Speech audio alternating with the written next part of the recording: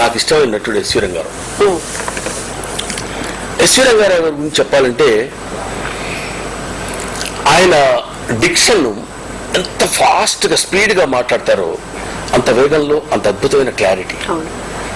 అది very rare artist. ఆయన అట్లాంటి నీట్గా మాట్లాడుతూ దానికి అర్థవంతంగా డైలాగ్ చెప్పడం ఒక పద్ధతి.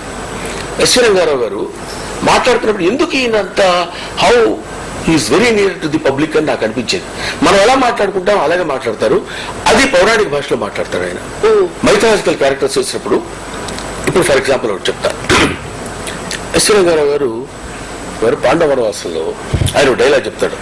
ఏ దుర్విమాన దుర్యోధన, ఆ భీముని భీషణ వాక్యాలకు ప్రళయకాలం ఏకగర్జితములై నీ గుండెలను తృప్తిలేని చేయుచున్నవి కదూ. ఆ యుధిష్ఠిరుని ఉపశమన బోధలు నీ వ్యతిత హృదయములకు మారణ ఘాతములైనవి కదూ. చతుసముద్ర వేలావలిత భరణి పట్టభద్రుడు, కౌరవ సామ్రాజ్య సింహాసనాధీశ్వరుడు, ఏమైనది నీ ఖండ సామ్రాజ్య వైభవము, ఎక్కడ నీ హంసతులికా తల్పము, విరిపిపవే సుప్రభాత గీతికలు, ఆక్రోశించినదే కౌంటేలు కాదు. అవమాన సంక్షిత హృదయుడు నీవే అభగ్యుడు సుయోధన, నీవే అసమర్థుడు సుయోధన, నీకు మరణమే మేలు, నీకు మరణమే మేలు సుయోధన. ఇది ఎస్వి రంగారావు డైలాగ్.